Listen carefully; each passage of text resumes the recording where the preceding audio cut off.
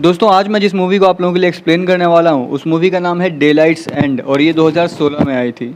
Movie की शुरुआत में हमें एक गाड़ी दिखाई देती है जिसके अंदर इस मूवी का मेन लीड थॉमस होता है। फिर वो एक सुनसान गैस स्टेशन पे आके अपनी गाड़ी खड़ी करता है और बाहर निकलकर उस जगह को थोड़ा बहुत एक्सप्लोर करने के बाद उसे एक बड़ा सा बॉक्स दिखाई देता है जिसके अंदर से कुछ आवाज़ आ रही होती है और थॉमस जैसे ही उसे हल्का सा खोल के देखता है तो उसे ज़ॉम्बी दिखाई देता है। फिर वो तुरंत उस बॉक्स को लॉक कर देता है और एक चेन से बांध कर उसे अपनी गाड़ी से अटैच कर देता है। फिर अपने कार की मदद से बॉक्स को गैस स्टेशन से बाहर खींच लेता है। फिर वो दूर खड़े होकर उस बॉक्स पे अपनी गन से फायर करके उसे खोलता है जिसमें से कि एक औरत बाहर गिरती है जो कि एक ज़ॉम्बी होती है। जैसे ही सूरज की किरणें उस ज़ॉम्बी पर पड़ती है वो तड़पने लगती है और उसके शरीर से धुआं निकलने लगता है और थोड़ा थोड़ा जल कर वो ज़ॉम्बी वहीं मर जाती है। थॉमस वहीं खड़े होकर ये सारी चीज़ें देखता है और वहाँ से चला जाता है। फिर वो एक सुनसान शहर में पहुँचता है जहाँ वो डिसाइड करता है कि अब वो पैदल ही आगे बढ़ेगा। फूड और शेल्टर की तलाश में वो एक बड़े से बिल्डिंग के पास पहुँचता है और अंदर जाने पर वो देखता है कि हर एक कमरे में सिर्फ लाशें ही पड़ी हुई हैं। वो थोड़ी सावधानी से आगे बढ़ने लगता है जहाँ पे उसे अंधेरे में एक इंसान खड़ा दिखाई देता है और ज़ॉम्बी समझकर थॉमस उस पर फायर करने लगता है, लेकिन फायर करने के बाद भी वो बिना हिले खड़ा रहता है। फिर थॉमस जाके देखता है कि वो एक डेड बॉडी है, किसी ने खुद को फांसी लगा ली होती है।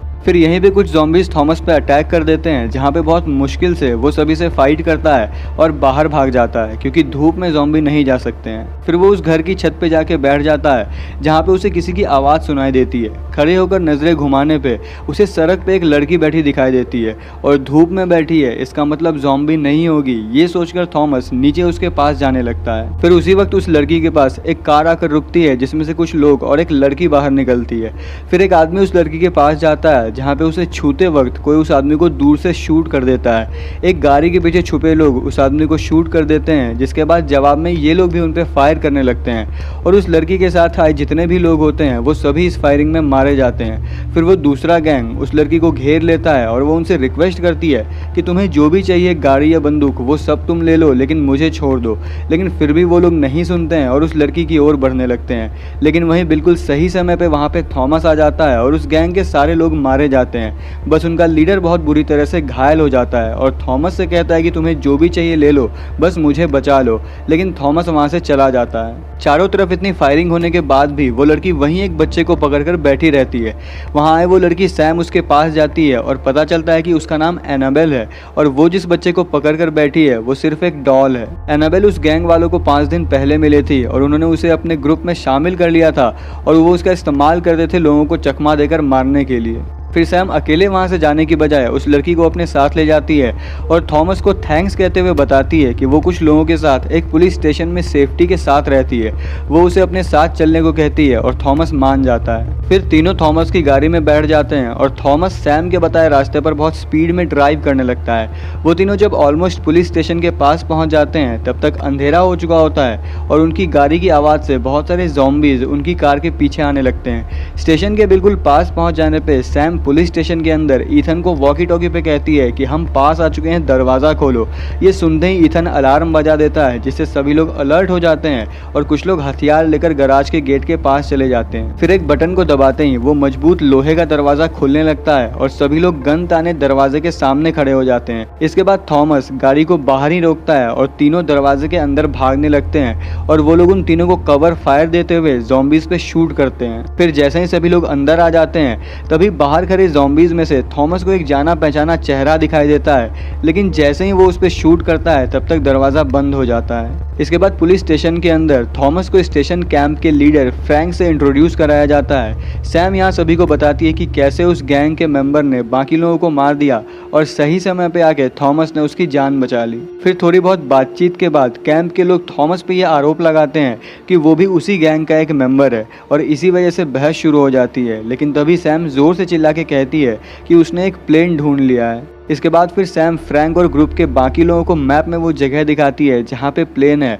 और बताती है कि वो जगह यहाँ से 150 किलोमीटर दूर है और अगर हम आज रात सरवाइव कर लेते हैं तो कल वहाँ जा सकते हैं। फिर हम देखते हैं कि फ्रैंक थॉमस के पास जाता है और कहता है कि उसे अभी भी उस पर भरोसा नहीं है। इससे पहले कि लड़ाई शुरू हो, सैम उन दोनों के बीच में आ जाती है और थॉमस को कहती है कि जैसा फ्रैंक कहता है वैसा ही करो। और उधर फ्रैंक कहता है कि एहतियात के तौर पर हमें इसे सेल में लॉक कर देना चाहिए। इसके बाद ईथन, जो कि फ्रैंक का बेटा है, वो थॉमस को सेल की तरफ लेके जाता है और रास्ते में सारी बात बताता है कि उनका ओरिजिनल प्लान था उसी पुलिस स्टेशन में सेफली रहना जब तक कि प्लेग खत्म नहीं हो जाता। लेकिन बाद में पता चला कि ऐसा करना एक भूल होगी और अब उन्हें एक प्लेन चाहिए यहाँ से निकलने के लिए, क्योंकि इस शहर के ज़ॉम्बी थोड़े अजीब से हैं और हमेशा झुंड में आते हैं। वो यहाँ से दूर एक 12 मंजिल की बिल्डिंग में है और उनका एक हेड भी है और आज अंधेरे में कार के पीछे आने से उन्हें ये पता चल चुका है कि हम यहाँ पे छुपे हुए हैं। फिर इतना कहने के बाद ईथन थॉमस को एक सेल में बंद कर देता है। फिर नेक्स्ट सीन में हमें दिखाया जाता है कि एक बुरे सपने की वजह से थॉमस नींद से जाग जाता है और देखता है कि सैम बगल वाले सेल से उसे देख रही है।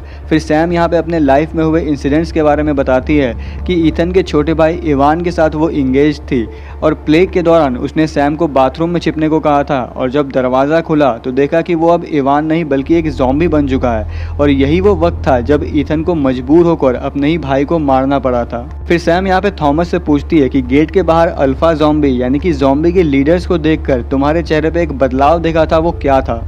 थॉमस अपने हाथ के निशान को देखते हुए कहता है कि उसने मुझसे मेरा कुछ छीन लिया है और मैं कुछ भी करूंगा अपनी चीज़ वापस लेने के लिए। फिर इसके बाद नेक्स्ट सीन में हम देखते हैं कि सीसीटीवी का लाइव फीड कट हो जाता है और स्क्रीन बिल्कुल ब्लैंक हो जाती है और इतने में ही एक बहुत ही स्ट्रॉन्ग ज़ॉम्बी पुलिस स्टेशन के अंदर घुस जाता है और थॉमस के सेल के बाहर गार्ड कर रहे सोल्जर्स को मार देता है। थॉमस सेल के अंदर था इसलिए ज़ॉम्बी सिर्फ उस पर जोर से दहाड़ कर आगे बढ़ जाता है। फिर थॉमस मोजे में से एक हिडन टूल की हेल्प से सेल का लॉक तोड़ देता है। दूसरी तरफ ज़ॉम्बी बाकी लोगों पे भी अटैक करता है और ईथन कुछ सोल्जर्स के साथ रेस्क्यू के लिए जाता है, लेकिन तब तक ज़ॉम्बी भाग चुका होता है। फिर सेफली सभी लोगों को निकालकर एक ही सेल में बंद कर दिया जाता है और लॉक करने से पहले ही वहाँ पे वो भागा हुआ ज़ॉम्बी आ जाता है।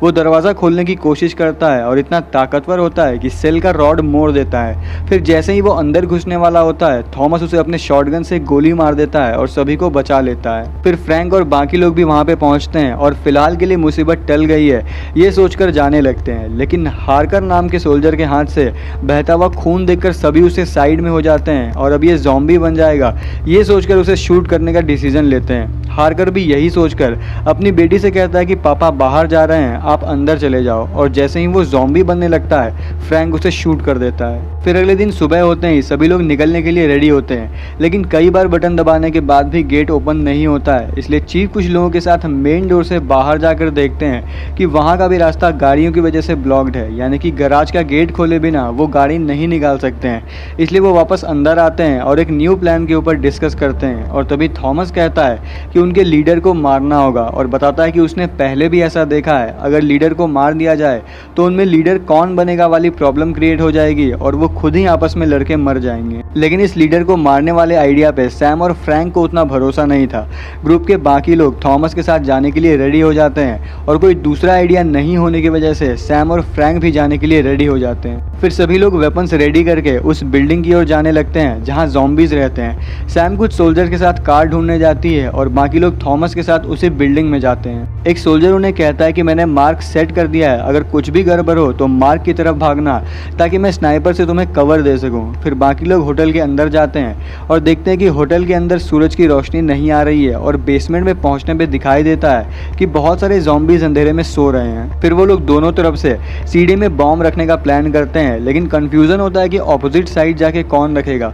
तब एक सोल्जर रेडी हो जाता है और बॉम्ब लेकर बिना आवाज़ किए ज़ॉम्बीज के बीच में से दूसरी ओर जाता है। वो पहुंच के जैसे ही बॉम्ब लगाने वाला होता है उसे अल्फा ज़ॉम्बी यानी कि लीडर अंधेरे में ही मार देता है और जैसे ही थॉमस उस पर फायर करता है तो सभी सो रहे ज़ॉम्बीज जाग जाते हैं। ये देखकर सभी लोग वहाँ से भागने लगते हैं और बचने के चक्कर में सब लोग अलग अलग डायरेक्शन में भागने लगते हैं। सीढ़ी से आ रहे कुछ ज़ॉम्बीज बॉम्ब के साथ ही फट जाते हैं और बाकी उनके पीछे चले जाते हैं। एक सोल्जर उन्हें डिस्ट्रैक्ट करने की कोशिश करता है, लेकिन एक रूम के अंदर उतने सारे ज़ॉम्बीज के साथ फंस जाने की वजह से वो बॉम्ब रख के ज़ॉम्बीज को मार देता है और खुद भी मर जाता है। फिर थॉमस और ईथन किसी तरह धूप में छत पे जाते हैं और उनके पीछे लगे ज़ॉम्बीज अंधेरे में ही रुक जाते हैं और ये सारी चीज़ें अल्फा ज़ॉम्बी अंधेरे में खड़े होकर देख रहा होता है। फिर थॉमस और इथन सोचते हैं कि एक रस्सी होती तो वो आराम से नीचे उतर सकते थे, लेकिन जिस सोल्जर के पास रस्सी थी वो रेडियो पे जवाब नहीं दे रहा था। इसके बाद उन्हें एक आइडिया आता है और थॉमस एक जगह धूप में खड़े होकर ज़ॉम्बीज़ को डाइवर्ट करने की कोशिश करता है और इधर इथन फर्स्ट फ्लोर की विंडो ओपन करके अंदर जाता है और एक कमरे में देखता है कि जो सोल्जर उनके साथ रस्सी लेकर आ रहा था वो मर चुका है। इथन धीरे से रस्सी निकालने की कोशिश करता है, तभी वो जाग जाता है और उस पर हमला कर देता है, लेकिन थॉमस वहां आकर इथन को बचा लेता है। फिर दोनों रस्सी लेकर वापस छत पे जाते हैं और बचने की कोशिश करते हुए इथन देखता है कि उसके हाथ से ज़ॉम्बी के काटने की वजह से खून बह रहा होता है। वो बहुत इमोशनल हो जाता है और जैसे वो बदलने लगता है तो थॉमस उसे शूट कर देता है। सैम और एक सोल्जर को एक कार मिल जाती है, लेकिन इतने सारे लोगों के लिए 2 कार्स इनफ नहीं है, ये सोच के सभी लोग निराश हो जाते हैं। लेकिन तभी देखते हैं कि थॉमस दौड़ता हुआ आ रहा है और उसके पीछे काफ़ी सारे ज़ॉम्बीज़ हैं। सभी लोग जल्दी जल्दी स्टेशन के अंदर जाते हैं, लेकिन एक सोल्जर कार के पीछे ही छिप जाता है। सारे लोग टॉप फ्लोर पे पहुंच के दरवाज़ा बंद कर लेते हैं। फिर फ्रैंक अपने बेटे इथन की मौत का जिम्मेदार थॉमस को बताता है और दोनों में थोड़ी बहुत बहस हो जाती है, जहाँ सैम कहती है कि ये वक्त अभी लड़ाई करने का नहीं है। फिर सीसीटीवी में उन्हें दिखाई देता है कि एक सोल्जर कार के पीछे छुपा है और बचने के लिए वो कार लेकर वहां से निकल जाता है। कार की आवाज़ सुन के स्टेशन के अंदर आए ज़ॉम्बीज़ भी उसका पीछा करने लगते हैं। ये देखकर थॉमस को एक आइडिया आता है और ज़ॉम्बीज़ कुछ देर बाद वापस आएंगे, ये सोचकर वो अपना आइडिया बताता है। इधर कार लेकर भाग रहा सोल्जर एक रोड ब्लॉक को देखकर गाड़ी रिवर्स करने की कोशिश करता है, लेकिन इतने सारे ज़ॉम्बीज़ से घिर जाने की वजह से कोई रास्ता नजर नहीं आता है तो वो खुद को ही गोली मार लेता है। फिर इधर ज़ॉम्बीज़ के वापस आने से पहले सभी तैयार रहते हैं और सैम थॉमस से पूछती है कि तुम्हारे और इस अल्फा ज़ॉम्बी के बीच में क्या है, तो थॉमस उसे बताता है कि उसकी पत्नी की हालत का जिम्मेदार यही अल्फा ज़ॉम्बी है। फिर दरवाज़ा तोड़ के सभी ज़ॉम्बीज़ अंदर घुस जाते हैं, लेकिन थॉमस बॉम्ब से कुछ ज़ॉम्बीज़ को मार देता है, लेकिन इतने सारे ज़ॉम्बीज़ अंदर आ जाते हैं जिसकी वजह से काफ़ी सारे लोग मारे जाते हैं। फ्रैंक भी उनसे फाइट करते करते मारा जाता है। इसके बाद थॉमस को ढूंढते हुए वो ज़ॉम्बी लीडर भी टॉप फ्लोर में आता है, जहाँ पे वो थॉमस को बहुत बुरी तरह से मारता है। फिर किसी तरह थॉमस एक सीढ़ी पे चढ़ने लगता है और वो ज़ॉम्बी उसका पीछा करता है। थॉमस सीढ़ी की एंड में पहुंच के दरवाज़ा खोल देता है और जैसे ही वो ज़ॉम्बी उस पर अटैक करता है दोनों टेरेस पे गिर जाते हैं। अल्फा ज़ॉम्बी धूप सहन नहीं कर पाता है और तड़प तड़प के वहीं पे मर जाता है। फिर थॉमस छत से नीचे देखता है कि सैम और बाकी लोग बस से बाहर निकल रहे हैं और सुरक्षित हैं। इसके बाद थॉमस को अपनी कार के पास देखकर सैम उससे कहती है कि तुमने अपने दुश्मन को मार लिया है, इसलिए तुम भी हमारे साथ आ जाओ, हम लोग सब सेफली रहेंगे। लेकिन थॉमस मना कर देता है और कहता है कि जब तक सारे ज़ॉम्बीज़ को नहीं मार देता मैं तब तक पीछे नहीं हटूंगा। फिर सैम सभी के साथ बस में बैठकर प्लेन की ओर निकलती है और थॉमस दूसरी ओर जाता है और यहीं पर ये मूवी खत्म हो जाती है। तो दोस्तों, अगर आप लोगों को ये मूवी एक्सप्लेनेशन पसंद आया हो तो वीडियो को एक लाइक ज़रूर कर देना और ऐसे ही और वीडियोस देखने के लिए चैनल को सब्सक्राइब जरूर कर लेना। मिलेंगे नेक्स्ट वीडियो में।